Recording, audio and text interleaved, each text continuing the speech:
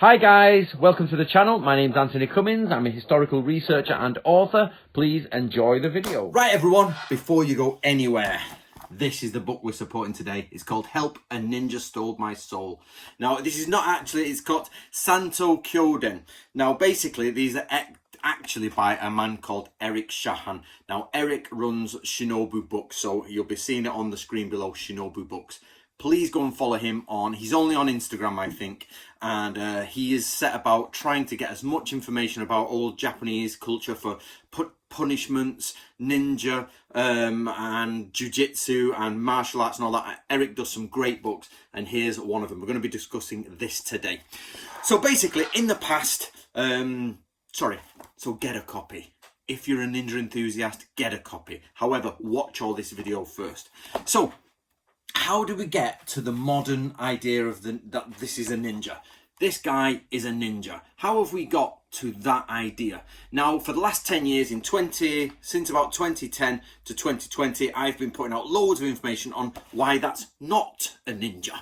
But, of course, we have this stereotype from way before me, all the way back to the Edo period. Why is this suddenly a ninja? Now, what I want to do is say how we have got to that. We have now filled in the idea that the Warring States period is not quite like that. The ninjas, we know what they are like now, so we're not going to go into that. But how have we got to this black-clad, shuriken-throwing idea? Now, this is a manga book, so this means it's, I was going to say animation then, because manga's obviously crossed over with animation. Does anybody know anything about that? The crossover of why they started calling animation manga instead of comics being manga. So basically, this book comes from... So in 1789, a comic was produced.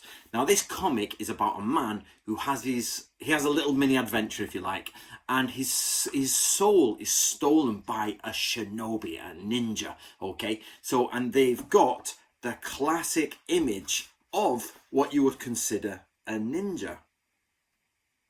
So let's have a look at that image. Now remember, this is 1789, and here we have it. This is what we would consider as the ninja. So here we have a picture that clearly shows a ninja, and it's actually got writing, and you'll see here, let me just find it, the word there is shinobi. So it's about there, it says shinobi. So we have a ninja that creeps in. Now this man here is visiting his friend for a festival, and he just sees the ninja, which is capturing his soul. Look at that, that's the kanji for heart. Now he's capturing his heart and moving away. So, but what's interesting in here, we actually have the beginnings of the idea of a ninja. So if you go back to Eric's channel, there's actually an image on there which talks about ninja using shuriken. So at this time in the 1700s, we start to get the idea that ninjas were dressing in black, they were using shuriken, and we get the beginning of this stereotype of the ninja image. Now, first of all, let's go into, is this a ninja? Is this not a ninja? This is where it's difficult. So we basically could have that it is secret. We could also have that somebody is moving in stealth. Or we could also have a military position, shinobi no mono, shinobi shu, shinobi gumi. Now this literally is definitely a person. The way the grammar, I've had the Japanese check this, it's definitely a person. It's not the person infiltrated shinobied. It's actually a shinobi came in. Now, so it's actually a proper noun, if you like, for a person. Now, but it doesn't say shinobi no mono. So it's not like shinobi no tsumono. It's not a military man. So we have the idea of somebody creeping in here is a thief stealer in. Now this is not new, we know this, but what we have to do is decide whether this is a ninja or not a ninja. Now Eric has translated this as ninja, so let me go through his translation for you, okay? Are you ready? It was early spring in Edo, and the man known as Ichikawa Shosuke felt the days in his time of the year were too long. Being somewhat bored, he lunged and took a nap. While he was doing that, his soul took the opportunity to float and play about. So he's having a bit of a chill. And in Japanese culture, the soul can come away and come back to your body. We know this. This is from the idea of all the spirits and goblins and souls and everything. Just then, Iwato Kagura music began to emanate from somewhere, and suddenly a black-clad ninja leapt into the scene. Now, this is Eric translating this. Remember, it doesn't say ninja, it says shinobi. But I see what he's done. The ninja snapped Shosuke's soul and fled. Just by chance, Ichikawa's friend Kaneko was stopping by to offer a seasonal greeting. He arrived just as the ninja was turning to leave. For a moment their eyes met, and the light of Ichikawa's soul and stole. It lasted no longer than a heartbeat, then the ninja was gone. Okay, the ninja says, my mission was completely successful. I am grateful indeed. So what Eric's done is break down what the ninja says and what this guy says. Out of interest here, what I didn't know, and I've learned from Eric's books, is they have kanji on the sleeves, and these kanji actually, you can see there, actually denote which character is. So you can see which character. It's a kanji, say, from the character's name. And the idea is then you can go, that's him. Because, of course, not all the drawings are going to be perfect. So that's superb.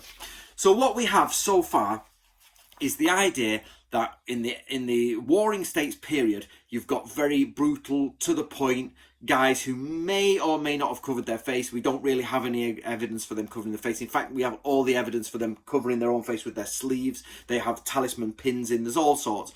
And there isn't any need for using a mask. There's just no need, because you're running into enemy territory. If you've not got the password, you've not got the passcodes, if you're not in a division of 5, then you're in the wrong place, you're executed. So, you know what I mean? That's whether you're wearing a mask or not is irrelevant. Nobody knows each other. It's a conglomerate of clans. So everybody is suspicious. So by the Edo period, what a lot of people are not realizing is in the Edo period, society changes. Now, I spoke to Eric, what he wanted to say was he likes the idea of, in the old days, basically in the war, they've got lots of superstitious stuff, lots of spells and magic entwined. But then by the Edo period, them almost become a little bit of a joke. Now we know that Chikamatsu Shigenori actually says that. And I've been reading some Western accounts, they say they don't really believe in hell or anything. It's more of like they tell the kids you'll go to hell. But they say themselves they don't really believe. But on the other hand, they definitely do believe in paradise and things like that. So the point Eric is making is that there's this highly supernatural world, but as they get towards the modern era, the Japanese, and they're obviously discussing things with the Dutch, getting Dutch things in, and then modern, Western things, they start to lose that bit of not a lot, but they lose a little bit of it. But the idea here is we've also got, in the Edo period, society changes. In the Sengoku period, it's quite open. Believe it or not, in the Warring States period, life was more open than in period of peace. You'd think it would be reversed, but we've got checkpoints, how to cross checkpoints, how to get into other domains. When the Tokugawa family took control, they ruled with a North Korean iron fist. You can't build your house like this. You can't have this clothes on. You can't do this.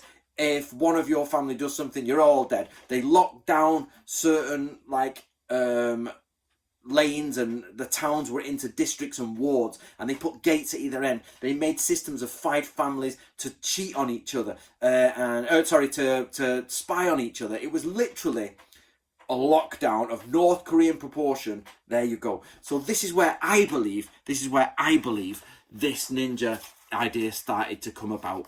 In the Sengoku period, he would not need this mask. Remember, we've discussed this before, he's just wearing an obi, he's just wearing normal Japanese clothes. You can see under there, he's got his normal Japanese clothes, but what he's done is he's put a black overrobe on and a mask. And we know these masks exist, we've seen this before, these masks exist. So, I don't know this is a famous image, and I don't really know the story behind this, but again, I'd have to go into this. If somebody knows the story behind this, put it down. But again, this doesn't mean it's a ninja. It's someone who wants to disguise their face. So this guy is disguising his face because he's in that local area. He's probably somebody who lives like 3 blocks away, and he is basically well known. And I don't mean this particular guy in this story. I mean, literally, you know, these guys who dress like this. So in the Sengoku period, if you're captured, it doesn't matter if you got a mask on or anything. Or if you're seen, people are like, I saw a guy, what did he look like? We'll go through the police database. None of that exists. You can see, you know, whatever. You're like, how are you going to recognize him again in 10,000, troops of 10,000? So, but well, you might recognize someone from 3 or 4 blocks away who's a bit odd, from the gang area, who's like, well, I don't want to be spotted again. Every day I'm walking around in fear, so I'll cover my face. They will never know who I am. So I believe, me personally, that the ninja this is not a military man. You know, in this guise, this is somebody who is sneaking in. So you get the word shinobi means many things, but it also means creeping in.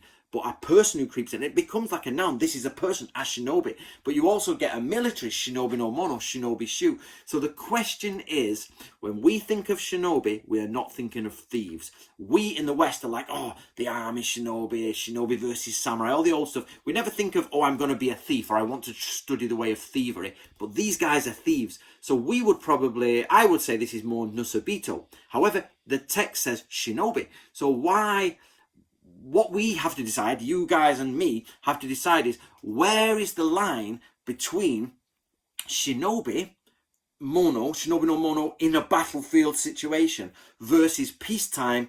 Everybody, warriors are like losing their money, people who skilled in espionage have got nothing to do, and thieves also exist in the same frame. So we've got 3 circles that come together. Thieves come together, the old ways of the ninja come together, and the new situation where there's nothing for these military guys to do. So in the merging in the middle, there's just the kanji for shinobi. And it could be any of those 3. So you guys, what do you think? We've known that this image has been in existence for at least a few hundred years. We know this. But it doesn't seem to go back beyond the 1700s. Not yet anyway. We might find more. So what do you guys think? Now, just to give Eric's book a little bit more promotion, it's actually, the full manga is here. It's not all about ninjas, guys, so don't get overexcited. This is a ninja appears in it, and Eric has been kind enough to sort of send me this. He sent me this for free. It's a shame he did it off Amazon. I would have liked to have had it signed, but I know the score. He sent it direct from Amazon to me. So one day I'll get Eric to sign them all if I ever meet him, go to Japan. And there's actually a second story here, which is about a 3,000-year-old snake, which is pretty cool as well. So I've read these in brief, but I've not gone through meticulously. I will use this for another book and go through meticulously. But the second one is The Great Serpent turns 3,000 years old. And there you go. It's a manga. And this was a story. Sorry, I haven't got the publication date there, guys. Just let me quickly. I did read it before, but I've not got it. But we're talking late 1700s. Guys, you've got to do 2 things.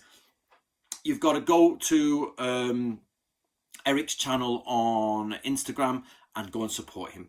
That's the only place you're going to get it.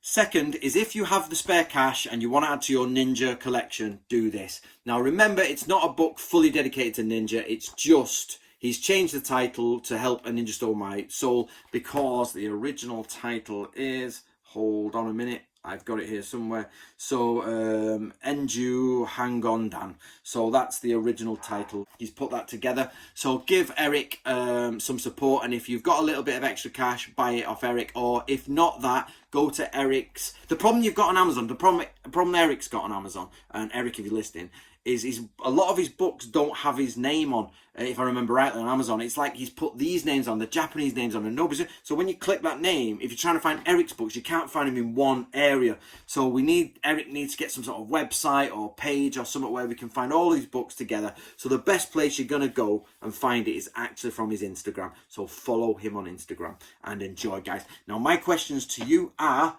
how do you think? Well, what do you think about the merging of shinobi no mono, shinobi this? What do you think? And my other question is, have you got any Eric books? Have you got any Eric Shahan books? What do you know? Tell me your favourite Eric book if you've got it below there, and put it in the comments, and let's have a see.